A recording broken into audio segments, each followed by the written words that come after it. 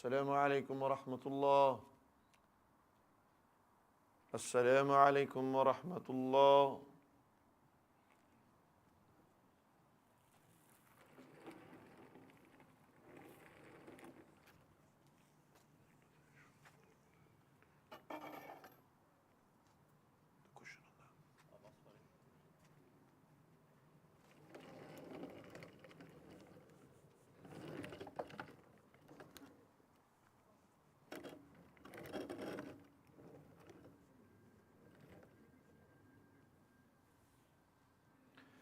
اللهم صل على سيدنا ومولانا محمد وعلى آله وصحبه وبارك وسلم.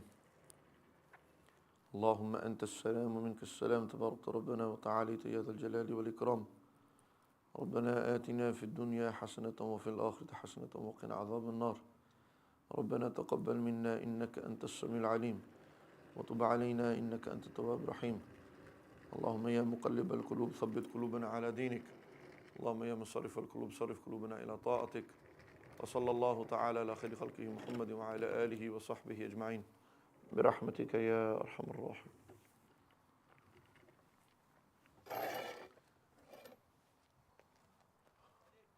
Yeah. Yeah. Get them to come there, please, because they're out of the way. Because we have got police driving up and down. So they all can come around here and just stand there, at least out of the way, then, yeah, and get a mask on. Brothers that are standing on the steps over there, that area, those set of lads over there, all of you brothers come down to this corner here, because there's police driving about and they're obviously wanting to see if we're following COVID guidelines and protocols. So please, you guys move in towards here. There's plenty of space.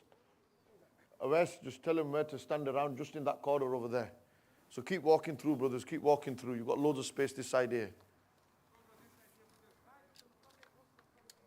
Just keep walking through that way. I've got to bring my sunglasses, man. Who wants to do tilawat?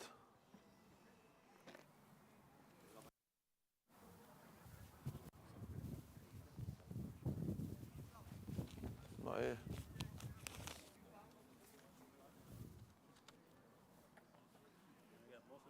Get him, you call him.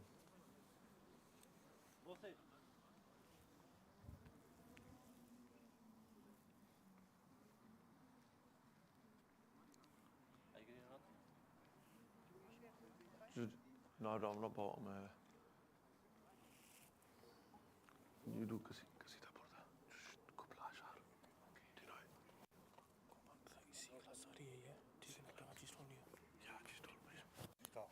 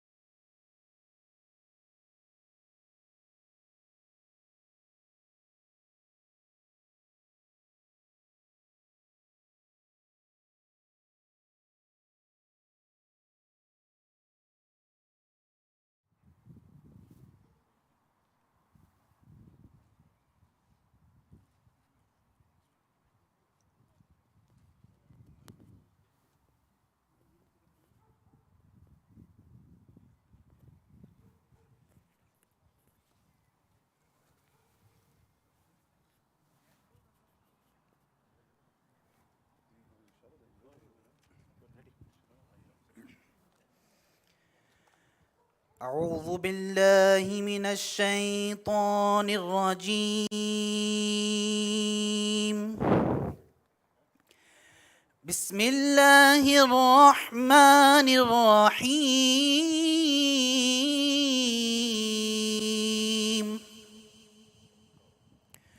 قل أعوذ برب الناس ملك الناس إله الناس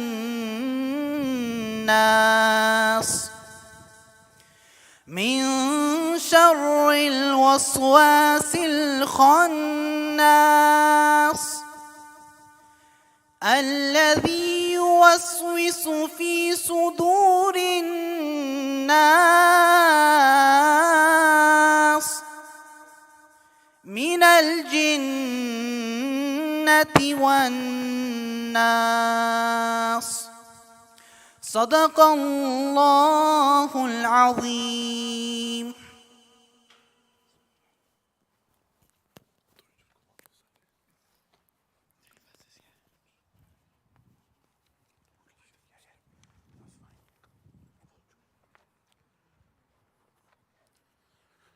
सल्लल्लाहु अलैका या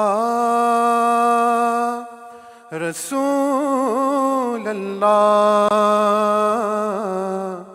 वसल्लम अलैका या हबीब अल्लाह. Everybody join in. सल्लल्लाहु अलैका या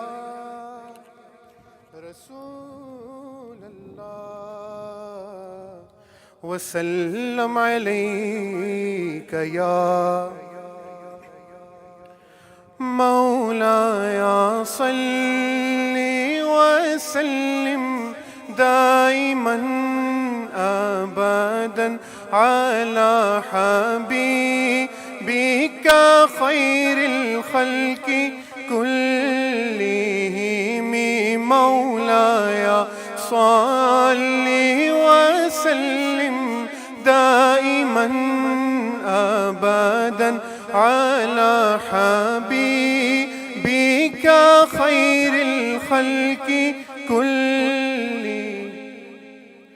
मुहम्मदुन सय्यिदुल कौनैनि वसक़लैन. मुहम्मदुन सय्यिदुल कौनैनि वसक़लैनि वल फ़रीक़ैनि मिन उर्बि व मिन अजमि. मौलाया सल्लि व सल्लिम दाइमन अबदन अला हबीबिका खैरिल खल्क़ि कुल्लिहिम. हुवल हबीबुल लज़ी तुरजा शफ़ाअतुहु. हुवल हबीबुल लज़ी तुरजा शफ़ाअतुहु लिकुल्लि हौलिम मिनल अहवालि मुक्तहिम. मौलाया सल्लि वसल्लिम दाइमन अबदन अला हबीबिका खैरिल खल्क़ि कुल्लिहिम. MashaAllah. Jazakallah khairan. Just a few very important announcements. First of all, the police have been in touch with myself. By the way, I'm not going to drink this water, so I want to make that clear. It's just my mouth is very dry. So it's just to do chaluti and send it back out. So don't mind if I send it on my left. Should be all right now to do a good speech. Anyhow, just a few important announcements. The police did get in touch to say, look, please adhere to social distancing guidelines, etc. And we're doing quite a good job, as you can see. So it's for your own safety and benefit. Bradford's actually one of, I think, the second most highest cases of COVID are in Bradford, in the whole country. Now, we can all have our debates about how accurate that is, whether those statistics are correct or not. That's in its own place. But a lot of people have died. A lot of elders have left this dunya from our families, loved ones, as a direct impact of coronavirus. So it's at your own discretion and your own risk. Wear face masks, sanitize your hands, and follow the social distancing guidelines that have been set. So the brothers who are around here, you can spread out and just chill over there. There's a piece of grass there. You can sit on there. The aim is to listen to what has to be said, as opposed to seeing me deliver it, etc. That's not the most important objective. Nevertheless, inshallah, we'll do a short talk. For those of you who have come from out of town, there's a small iftari meal prepared for you as you're going to be leaving. Please take a box to open your fast. And you know, Bradford's full of good food places anyway, so the queues won't be as long after the fast's opened. I'm sure you can just go to Gino's or Mr. T's, our brother Tawsif, or these guys, and check the food out. It's nice food, inshallah, and you can open your fasts properly, inshallah. I don't think there's any other announcements.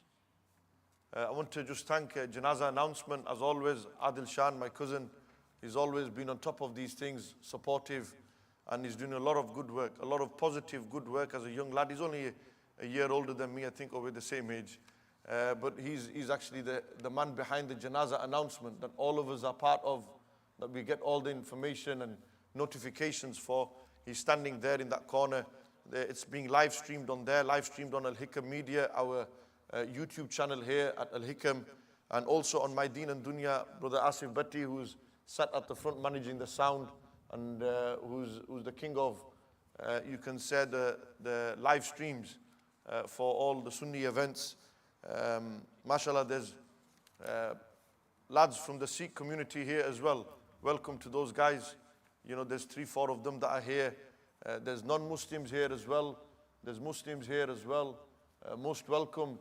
This is your own place. Don't feel out of place sitting here. Don't be thinking that you're a sore thumb sticking out. You're not. You're most welcome. This is the brotherhood, and this is what it's all about. So it's good to see you guys here. And inshallah, we'll begin. We'll begin. Allah Almighty give us tawfiq to speak the truth. And Allah Almighty give us all tawfiq to listen to the truth. The truth is from Allah, and tawfiq is from Allah Jalla wa'ala. Bismillahir Rahmanir Rahim. Alhamdulillahi Rabbil Alameen. Wassalatu wassalamu ala ashrafil mursaleen. Sayyidina wa nabiyyina Muhammad wa ala alihi wa ashabihi ajma'in. Amma ba'du, fa'a'udhu billahi minash shaytanir rajim. Bismillahir Rahmanir Rahim.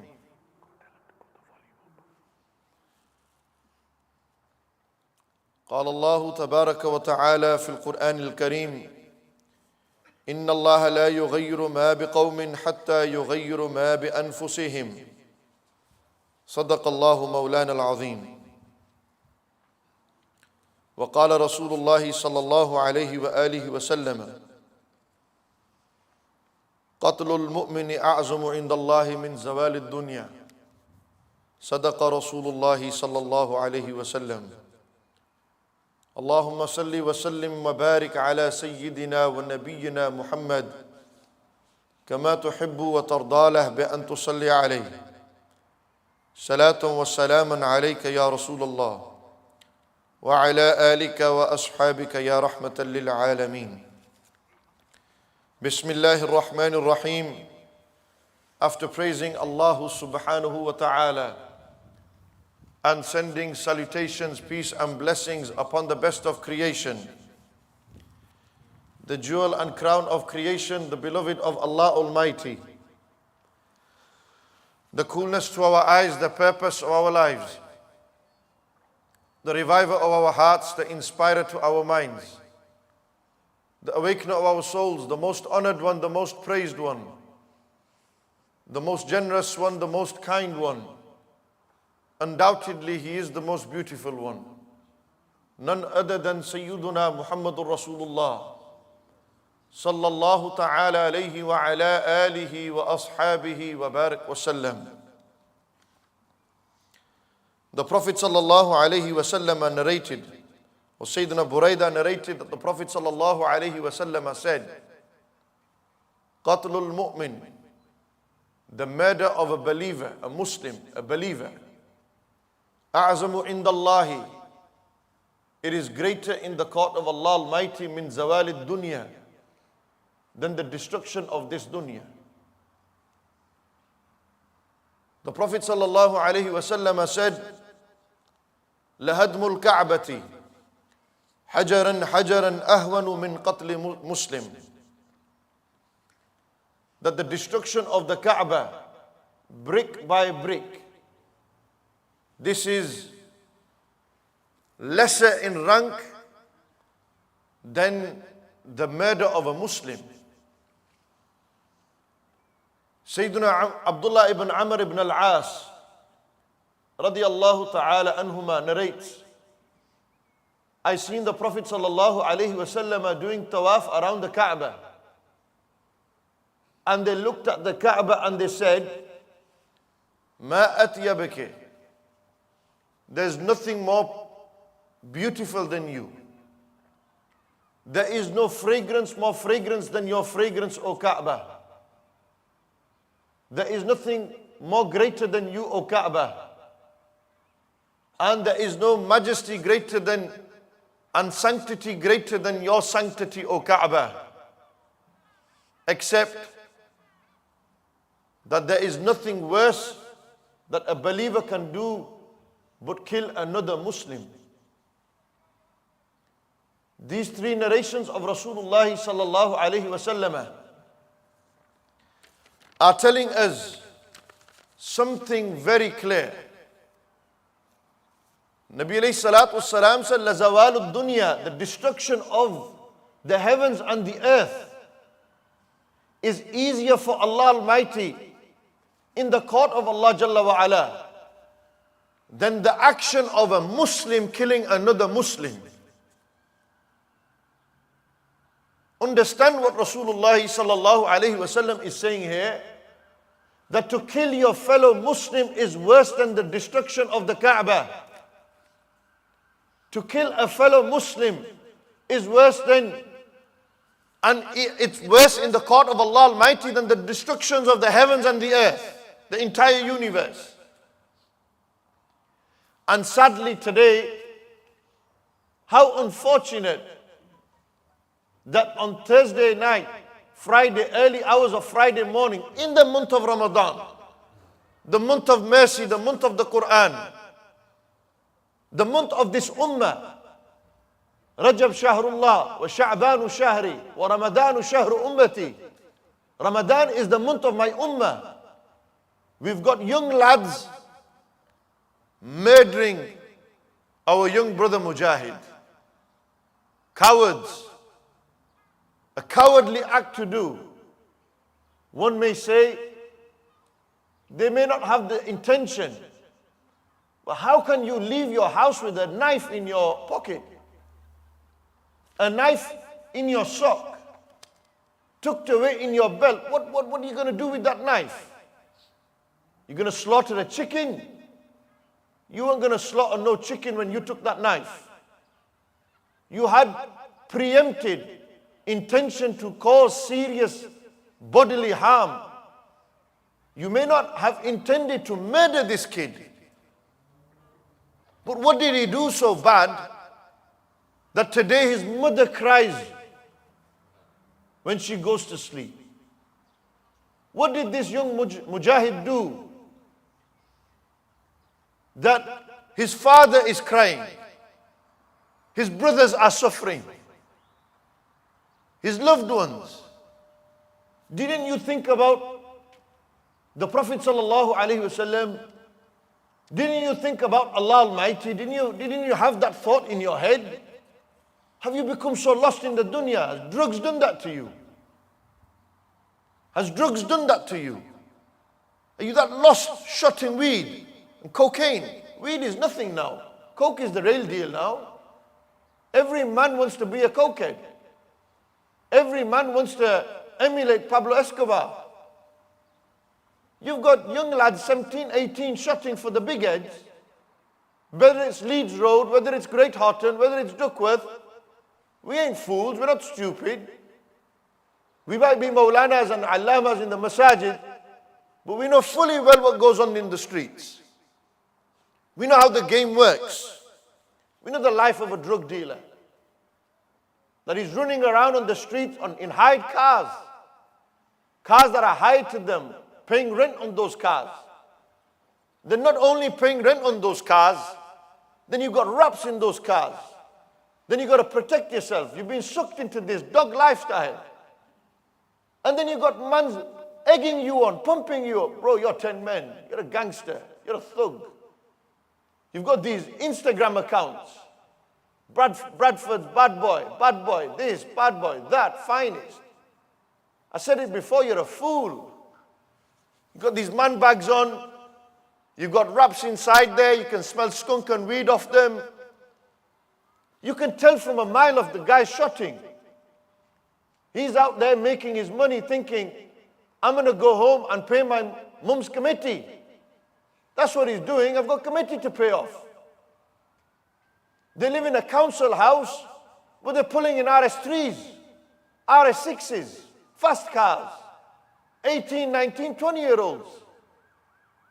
And they're caught up in this drug dealer lifestyle, this gangster lifestyle, this wannabe lifestyle, a dog lifestyle. I've seen guys who have either died on the streets because of this, or they're rotting in prisons right now.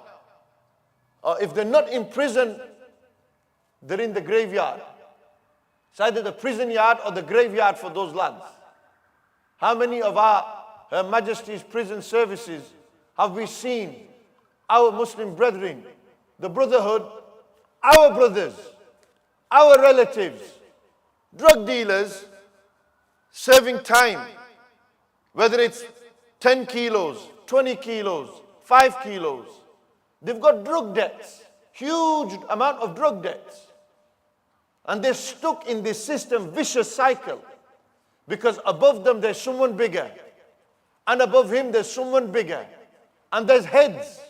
People who are importing, be it Holland, be it Mexico, be it the Albanians, be it the Chinks, be it the blacks.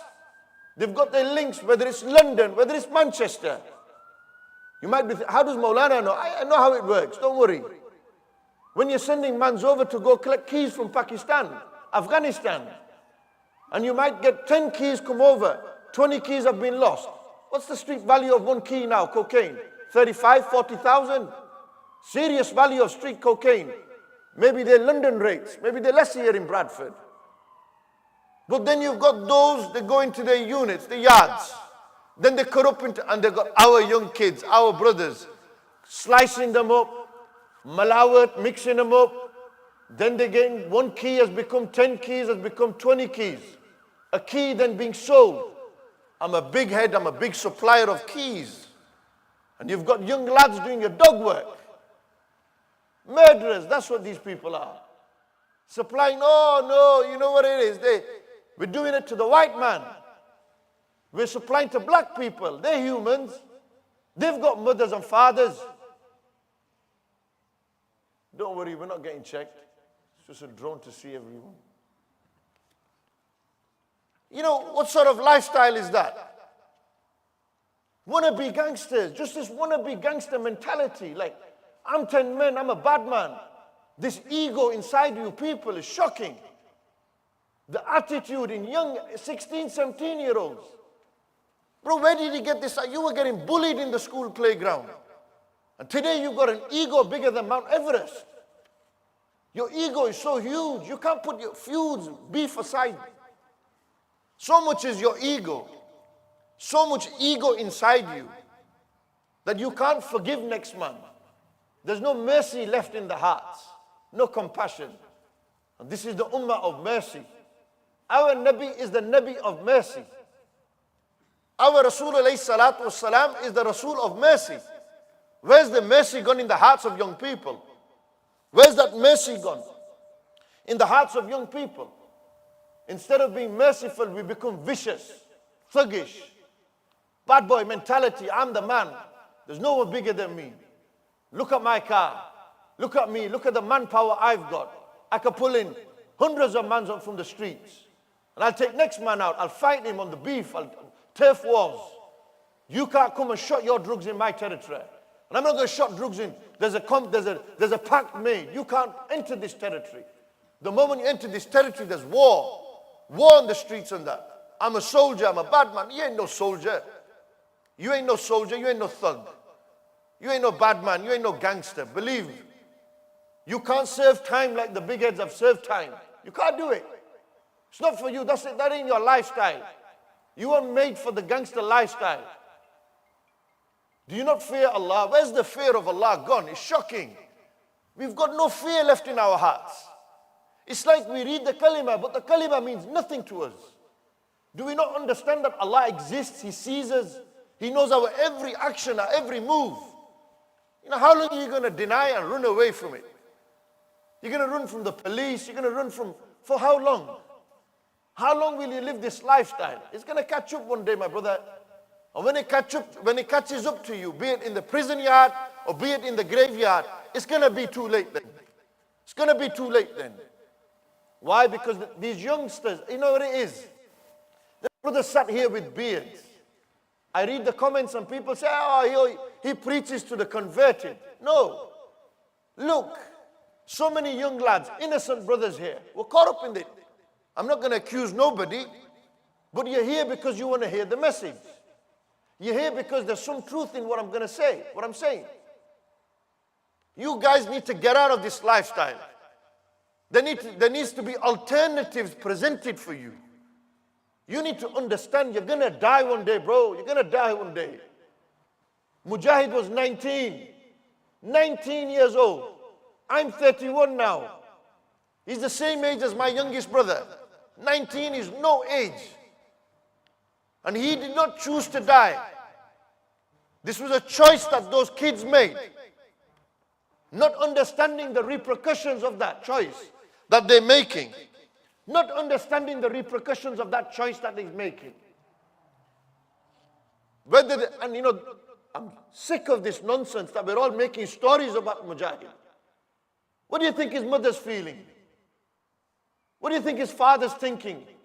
That all these people are making stories of that this is why it happened, this is why it happened. Why? Why does it interest you how he died or why he died? What should be a lesson for me and you is the fact that our brothers killed another brother. Because they're our brothers as well. They did wrong. They got to serve time. They got to be responsible. But they're our brothers as well. And these brothers have killed another Muslim brother. How? How has this come about? Why did this come about? Over what? It can't have been that serious that a life had to be taken. So close to our doorstep. Duckworth Lane outside the studios. Hairdressers. And you know, we see these vicious circles. How many of our young lads have got grow houses? They get house on rent and they're growing weed inside there. Shocking. When you see these helicopters out, what do you think they're out for? They have this night vision and they've been able to, they're able heat maps. They're able to tell there's heat going, there's grow here. Serious amount of growth taking place. 80, 90,000 after 3 to 6 months. And they're thinking, we do 3 of these rounds, we're made. What sort of lifestyle are you living? My brother, let me tell you something. This money that you make of drugs, of arms deals, selling guns, haram money, haram, illegitimate money. This money will not stick. I promise you by Allah, this money will not stay. Today it's here, tomorrow it will be gone. You will not have this money for long. How long will you wear the fake garments? How long will you live this lifestyle? How long are you going to wear the Rolexes? Rolex ain't going to help you in your grave. The Louis Vuittons are not going to help you in your grave. The Louboutins are not going to help you in your grave. Yeezys ain't going to help you in your grave. I'll tell you what. Live that lifestyle. Wear whichever garm you want to do, drive whatever car you want to do, on one condition. Go work hard, earn halal money. Islam has never said you can't drive a Lamborghini. Islam has never said you can't drive a RS3 or RS6. Islam does not tell us, Islam doesn't tell us that we can't wear big garments. Islam tells us that if you earn it from a haram source, that on the day of judgment, for every penny that you've earned, Allah will ask you. You will not enter paradise until you have been asked 4 questions on the day of judgment. You will be asked about your life and how you lived it. You'll be asked about your youth and how you spent it. You will be asked about your money and where you earned it from. You will be asked about every penny you've earned. If you're earning haram and then you're putting haram into your children's mouth, I just don't understand. What do you expect? Do you expect Imam Ghazali to come then? Do you expect the great Qutb Rabbani, Abdul Qadir al-Ghailani to come? No. You put haram into their mouth, then you expect haram. This is the haram lifestyle. And we're happy. We're happy to make videos. Hey, look at me, I've got sea rock in my hand. Look at me, I've got Grey Goose in my hand. Look, we're partying. Look at me, I've got champagne bottles in the biggest nightclubs in Leeds and Manchester. I'm a bad man, I'm a thug. You ain't no thug, man, you're a fool. You're a fool, you're a Muslim. You forgot you're a Muslim. You read the kalima. The adhan was read in your ear by your father, your uncles. You've been growing up praying salah. And now you're in a nightclub, drinking away your life. Now you're on a street corner, licking zoots up and snorting cocaine, thinking you're Tony Montana or thinking you're some Thomas Shelby. Nonsense. You watch these dramas and you think I can do what they do. They're actors, they get paid for this stuff. This ain't a joke, your life ain't a movie. You ain't a movie star. Live in the real world. Look around you what's happening. How many more murders are we going to see? How many more murders are we going to witness? How many more murders are going to take place before we wake up and realize? And when we do wake up, it'll be too late. Mujahid was innocently killed. Allah will give him Jannah. But those who murdered him, why? Why did they do this action? Over what? What was their beef that led him to kill Mujahid? Kill Mujahid. Kill a 19-year-old young Muslim brother. If that doesn't bring tears to your eyes, you got no heart, brother. Wallahi, you have no heart. The thought of just, he's my brother, he's your brother. He might be next man's son, but he's a brother to us. You're my brother. I cannot be a believer until I live for you or I live for myself. If I want Jannah for you, brother. If I want goodness in my life, I want goodness for you. But instead, it's the month of Ramadan and we're fighting. Lister Park. How many young lads, 14, 15, 16, 17-year-olds, were fighting like idiots? And then you have people, they'll see this stuff happening and they'll take their cameras out. First thing they'll do, hey, we got to put this up because we're going to get likes. Nonsense. Where's the men gone in society? Where's the men amongst us that can stand up and say, hey, what are you doing?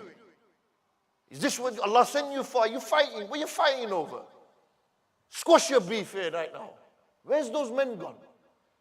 That could stop beef amongst young people. We can't find those men no more. They're not there, we're just cowards. Every one of us is a coward when we take the camera out and we start recording, hey, look at this. It's like tamasha, we have to, it's got to, it spreads viral. Yeah, there's benefits. We get to know what's happening, how it is. But what's the negative? The negative is you didn't stop it. You're too busy recording rather than stopping a murder. You're busy recording rather than stopping a fight. Why can't we wake up and realize life is very short? Life is very short. And then we have to ask these questions now. Who does the responsibility lie on? And I'm going to be straight, I'm going to be brutal. The masajid. Every one of us goes read Jummah Salah. We pray our Friday prayers in our local masjids. When's the last time your local imam did a speech on drugs, alcohol? When's the last time your imam did a speech on illicit relationships? When's the last time your imam spoke about these issues that are facing you, where you've got an identity crisis, you don't know who you are no more? When's the last time these issues were spoken on the minbar? Where are our ulama? They're so quick to write on Facebook, oh, this is going to happen, and these quick events are taking place, etc. They're quick to point fingers at me. Who are you? Look at you. Look at what happened with you. Let me tell you something. When I went to study the deen, I was 16 years old. And in my interview to get a place in that madrasa, Jamia Al-Karam, they asked me a question, why do you want to be an imam? And shall I tell you what I said at that time? I said, I've got nobody who talks to me on my level. I'm growing up and I've got nobody to listen to. But I'm here today because my parents have put me on this path. I want to be an imam. I want to get on this path. When I graduated at 19, I became an imam in London. There's some big heads in London that were very good friends of mine. Now they're in prison. They're in prison. At that time, one of them got done for importation of possibly 25 to 30 million worth of coke. You guys ain't in that level. You ain't in that league. You're aspiring to the wrong people. And that person is still in prison today. And he's a good friend of mine. He was that person that we used to tell, Wallahi al-Azim, you might say, well, how good is your speech if you couldn't stop him? But shall I tell you something? Today he still calls me, he still sends me messages. He still remembers me. And he never forgets that time when all his crew used to come in the masjid and I would teach them how to do wudu and read salah. He never forgets that time. Such men today are serving time. 18-year sentences, 20-year sentences, 15-year sentences, life sentences. Big heads we know of in Bradford, serving time, for whatever reason that it may be. But we have to ask this question, that why aren't our masajid doing enough? Me as an imam, all my life as an imam, since the age of 19 till now, everyone will say, talking about myself, this guy specializes in drug talks, gangster talks. This is what he's good at. All my life, this is what I've done. And there's people saying, oh, who is he to talk about drugs and alcohol? Never done it in my life. Wallahi, I've never dealt drugs in my life. I've never been involved in any deals, in anything of that sort. But I'll tell you something very important. We might not have been in the game, but we know how this game works. And until the ulama don't speak the level of this game, until we don't speak this level, this language, the youth ain't going to listen. Our imams and scholars need to speak to the youngsters on the level, on a level that they understand, that they can relate to, and they can say, you know what, his words penetrated in my heart. I'm going to leave that lifestyle. I'm going to leave the street. I ain't about the street life. That's what he needs to do. And we see, imams need to do their responsibility. Instead, we're too worried about what goes on in Pakistan and everywhere else. Murders are taking place on our doorstep. Deliver a Jummah khutbah where the young children are going to be guided and inspired and told about the effects and the dangers of drugs and alcohol. Stop this from happening. It's the duty of an imam, the Maulana. Where are those imams gone? That are going to talk to young people and guide them and help them. The masjid. Young lads turn up, they've got hairstyles also, all sorts, shorts on, and the elders will say to them, hey, you can't come into the masjid. The masjid's for the good people. What nonsense is that? It's the house of Allah. Since when did you become the owner of this house? This is the house of Allah. Let that young man come in with shorts. Let him come with that haram hairstyle. Today he's come in, he's come to Allah's house. And you're closing his doors, the doors of his mercy on him. How dare you? Who gives you the right? Don't ever feel like you can't walk into the house of Allah. My brothers, you belong in the house of Allah. That is where the change will come. When you go spend time in Allah's house, when you go put your head in sajda, when you sit in one corner and you cry about your life, and you ask Allah sincerely, forgive me for my sins, please. That's what you need to do. The masjids need to open the doors to young people. I've been saying this for years, but there's no change. We don't see young people coming. And what's the difference? You might say, what have you done? Shall tell you what I did. After 6 years of serving in London and in Manchester as an Imam and Khatib, I bought this building. I bought this building for 400,000. I got money from people. I borrowed money from them. And this building, majority of the people that come to this masjid on a Friday are young people. And that's what matters. This is what matters. And this here, this coffin that's coming in here now, this is a lesson for me and you. Look carefully towards your right hand side and listen to what's being said. You young lads, you need to...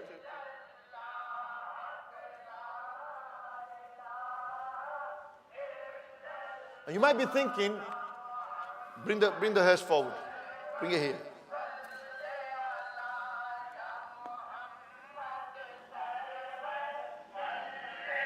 Put it there.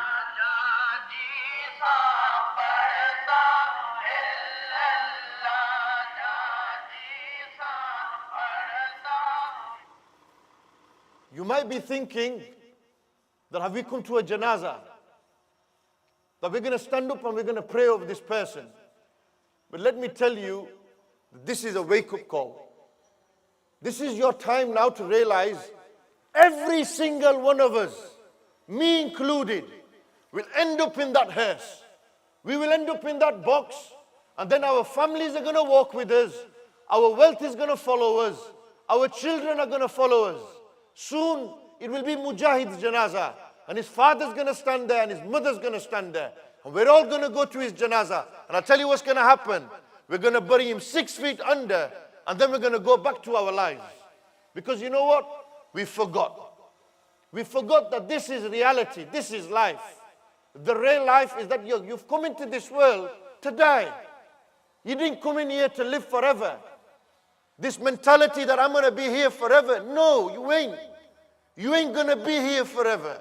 Life is but a few days, a few years.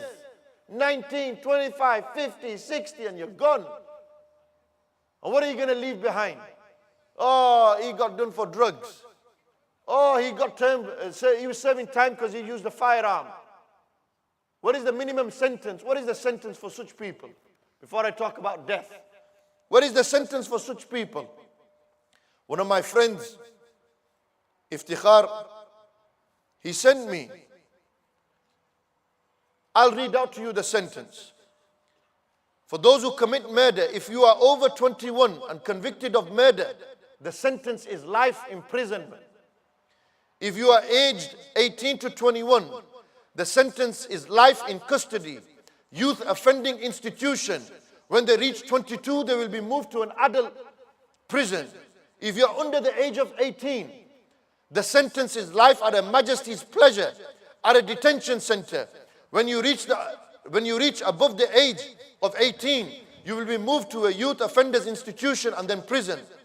This doesn't mean you will spend your whole life in prison, because the judge has to arrive at a minimum term.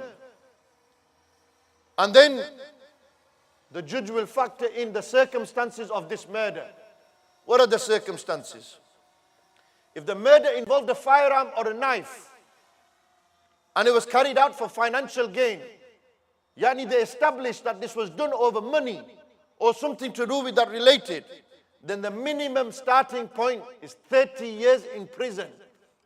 If you're 20 years old and you've committed a murder, 30 years of your life gone. No parole. There's no parole. There's no opportunity at that age, at that time. Now that person is going to ask for a sentence. Oh yeah, you know what? I might get out on parole, license, remand. No, you're gone, finished. Why? Because you thought you're a bad man. You could take a knife and you could go shank next man up. This happened in Bradford. It's happening in London. It's happening in Sheffield. It's happening in Birmingham. What's happening? Muslims killing Muslims. You've forgotten that a Muslim has rights over Muslims.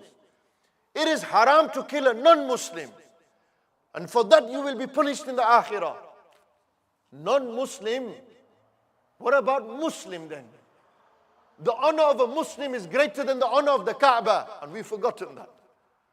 We don't consider our Muslim brother's life no more. He doesn't mean nothing to us no more. Masajids are failing us. Imams are failing us.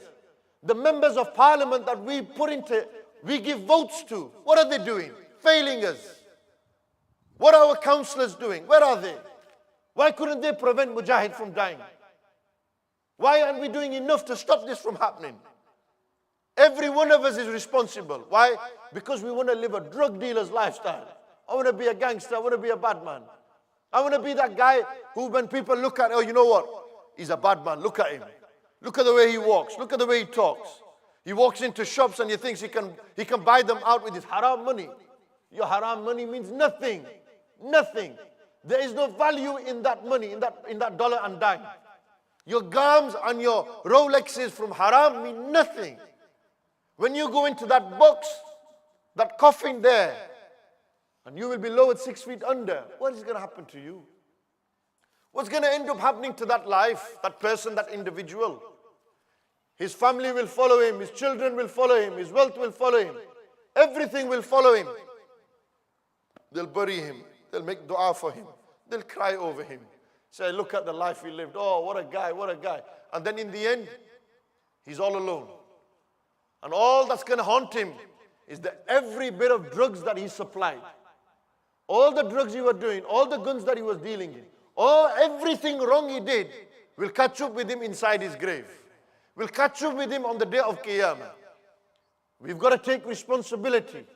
You need to go to your masajid and ask them, why haven't you created provisions for me? You need to go to your local Imam and say to him, you never spoke to me on a level. You couldn't guide me, you couldn't tell me. You didn't stop me from doing this. You need to watch who you vote and bring into power that represents you in the Houses of Commons, and become member in the Houses of Parliament. Because these are the people that you're saying represent us. For today, we mourn the loss of Mujahid. May Allah protect us tomorrow that another Muslim dies at the hands of a Muslim. So much ego, so much anger. It's shocking how angry young lads get over football matches. Anger over just a bit of beef on Snapchat, Instagram. And he gets so angry. You know, anger's from the devil. The devil is angry. And you know what? Let me tell you another hadith. Every morning when the devil summons his devils, he asks them a question. He said, tell me, what did you do? One of them comes, he says, you know what? I made him swear. It's minor. The next one comes, he says, what did you do? He says, you know what? I made him commit zina. He says, okay. Next, what did you make him do? I made him go and steal. He says, okay, next. He said, what did you do? He says, you know what? I made him go and drink alcohol. He says, forget this. What did you do? He said, I made him commit kufr. He says, don't worry about this. He says, what did you do? He says, I made him commit shirk. He says, forget this. He says, what did you do? He said, you know what I did? I made that Muslim kill a Muslim. He says, you know what? You did a good job. It's in the hadith of the Prophet ﷺ. You did a good job that you made a Muslim kill a Muslim. That the devil did this, and then you know what happens? The devil doesn't serve time with you. And we talk about the devil making you do this. How on earth in the month of Ramadan, when everyone knows the devils are chained? The devils are chained, so how did this happen? This wasn't the devil. You know what this was? This was me and you. Our nafs, our ego, the way we are. We think we're so bad, we're bigger than Allah. That's what we think we are. You can deny it all you want. But you do certain things where you think you're bigger than Allah. You think you are, astaghfirullah, aliyadu billah, that's your mentality. This is what Pharaoh thought. When he said, oh, what are you? He says, Ana rabbukumul a'la. There's no God bigger than me. I'm the biggest God. He said, how are you the biggest God? He said, I give life, I cause death. I'm so bad, I'm so powerful that I can give life and I can cause death. So prove it. He called a guy and he says, kill him. He killed him. He said, look, if I wanted, I could have spared him. Because I didn't. He's dead. You can go. Look, I gave him life. I've spared him. He said, look, me. And he thought he was God. Only Allah has the right to take our life. That's why murder is haram. Only Allah has the right. It is haram for you to take your own life. It is haram for you to take another Muslim's life. بغير haq, without any right or reason. Since when did you think you became God that you could take next man's life? Because you got some petty beef? Because he owes you money? There's a huge drug debt? I'm getting chased, I'm stuck in. I had a brother message me on Facebook. He said to me, brother, wallahi, I'm so glad Allah took me out of that life. He said, I owed man's big money. Shall I tell you, he said, shall I tell you how? You know the head. You know they all got the big line. The line that does everything. They've all got the phones that they go. This line is popping. I've got customers on this line. We know how it works. We know what goes on. And this very same line that they've got working, moving. Keys are moving from A to B. Code language is being used because they don't want to get caught. They know they're going to get recorded. Encros. What happened during the encro? How many mans are on the run? Why? Because they were living illegitimate lifestyles. Haram lifestyles. How long are you going to run for? You can hide in Dubai. You can hide in Pakistan. What about when your mum dies? You don't want to go see your mum? What about when your dad dies? You don't want to be at your dad's janaza. Why? Because you made a choice in life. You make choices, brothers. You choose the drug life. You choose the gangster life. You choose the thug life, the bad life. You're making this choice. Don't blame nobody tomorrow. If you're in 6 feet under, don't blame Allah tomorrow. If you're going to serve time in prison. Do you know why? Because you made that choice. You're choosing to be a gangster right now.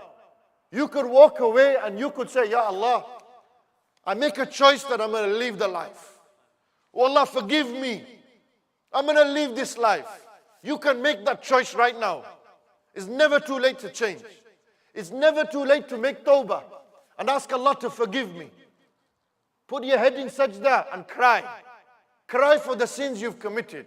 It's never too late. And then we ask this question. Imam Sahib, we've heard this speech so many times. Every other year you're doing a gangster talk. A talk for the lads, a talk for the boys. Every other year we've seen it. Gangster's paradise, thug life, bad boy. What have you done? What are you presenting? What's the solution for me? I want to get out the life. Come spend time with us. Come to the masjid. You got to make sacrifices, brother. It ain't going to come to you easy. But until you don't make that sacrifice, until you don't make that change, until you don't do that tawbah, you're going to be stuck in this doggy life, this rat life, this life where you're chasing around mans on the road, running around, going through red lights, going through this, that. Why? Because I've got a drop-off to do. You're going to carry on this life if you don't make this choice now. This here is a lesson for you to wake up and realize. Wake up and realize life is very short. It's a gift from Allah. Value life. Value the life. If you take another man's life, it means you didn't value your own life. You had no value for life. And if you value life, then you'll value next man's life. You'll protect next man's life like you would protect your own life. And we ask for solutions. We need more passionate people within our community, brothers and sisters, to come forward, to sit down and to discuss and put action and plans in place where we can help young people to come towards the deen. We have just acquired a building on Ingleby Road. The Use and Yours building, the first floor on that building will be a youth club that I'm opening up. It's a youth center for the youngsters. There is a youth center that we've got that a brother has donated. And right now, we are spending money to do it up for the youngsters to go and chill there. Instead of chilling outside Ladbrokes, Paddy Power, you ask what do we do? 6 years we've been running a masjid. 400 children every day come read their sabak and their salah in this masjid. That's what we've been doing. People question, what have you done for the youth? How many young lads can stand up and say, Imam Sahib, because of your speeches we were inspired. I don't want to boast and blow my own trumpet. Plenty of you lads have been inspired and been benefited from these talks. And people say, oh, what's the benefit and what's the need? It's the same old. Who is he to do these talks? Oh, it's a quick fix. He thinks people are going to change. A talk ain't going to do anything. So come on then. Come and sit in my place and do what I do. Come and talk the way I talk. Go and open a masjid and a madrasa and help the youngsters. Go and do what I did then. Go spend your sweat and blood, my dad's hard-earned money, to educate me. And people think quickly, yeah, we'll wipe this guy out and we'll do what we need. Well, go on then, do the job. Why can't we stop this? Why can't we get youngsters in then? Why can't we talk to them? Why are they not listening to our Maulanas? Because they don't talk on a level to the youth. We talk down to people. We think we're better. I'm no better than you. Wallahi, I'm no better than you. Every one of you is better than me. But I know that if I talk to you from my heart to your heart, you listen. I know your brothers. I know tomorrow you're stuck. You can come to me. You know you can come to me. You know he's a brother who will help us. He'll listen to our problems. I don't need to tell the world how many have come and said and done. But every one of you has a safe haven here in this masjid. Whenever you've got a problem, you just come and ask, where's Imam Asim? I want to sit with him and speak to him. I've got an issue. I've got a problem. Guide me. Advise me. I'm in a relationship. Or I've got drug issue. I've got a drug debt. You got beef with the boys? Come sit with us. Sit with me and we'll settle it.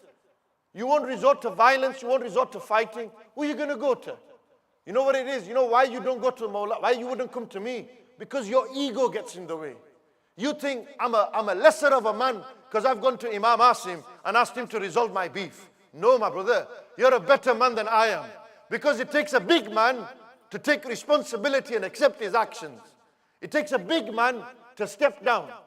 The big man is he who controls his anger. The real man is he who can suppress his anger at that time. That's a real man. And that's what me and you need to do.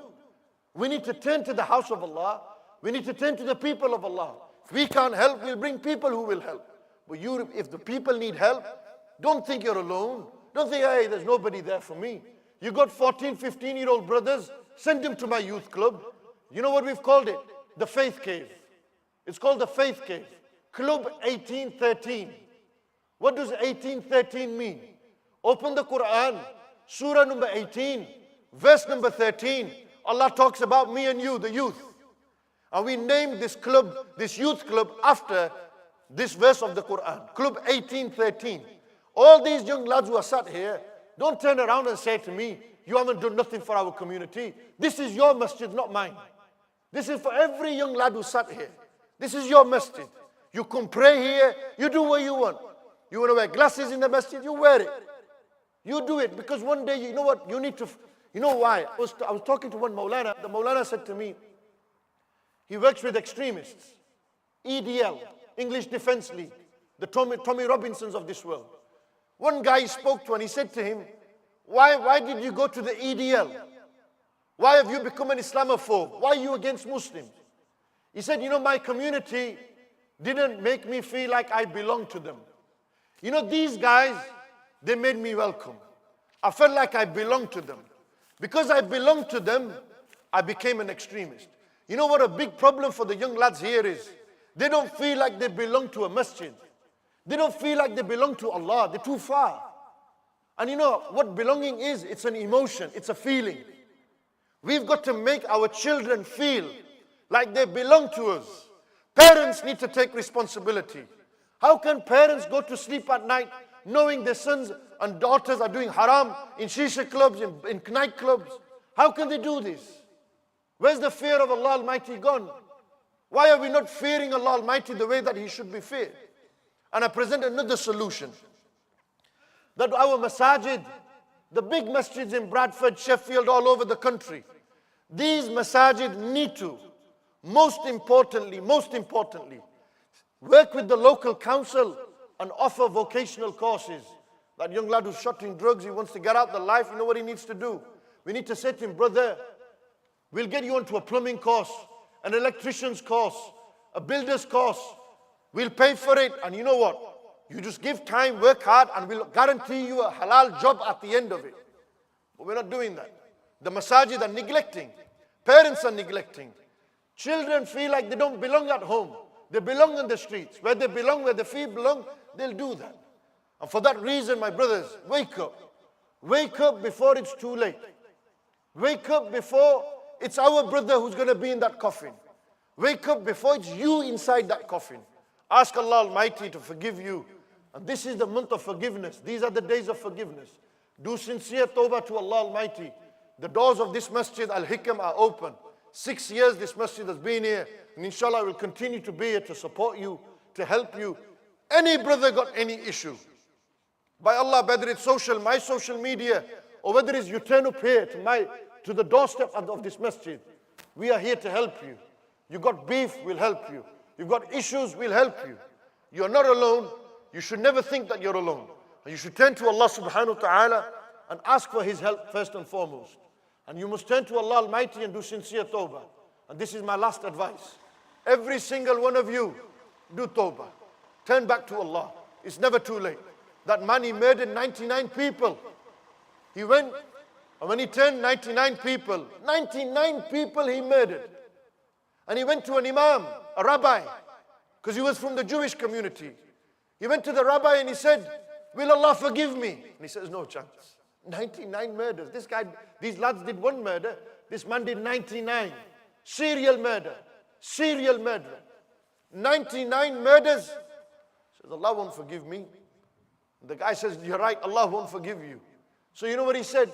What harm is it if I kill him as well? He killed him. 100 murders. He went to another rabbi and he said, will Allah ever forgive me for the wrongs I've done in life? And he said, yeah. Allah is the most merciful. There's no one who will forgive you and have more mercy and compassion on your life than Him. So where shall I go? So go to that place there. There's God's men sat there and do tawbah. He died on the way. When he died on the way, the angels began to debate. The angels started asking this question between themselves. The angels of punishment said, he's going to the hellfire. Look at him, he's murdered 100 people. The angels of forgiveness and mercy said, nah. He should go to Jannah now. Said, how? What's your logic? He said, look, he wanted to change. He did tawbah. He wanted to become a good guy. He wanted to leave the bad life. You know, whether it's drugs or whatever it may be. Put that scenario in. So Allah Almighty said, to settle this, go measure the land.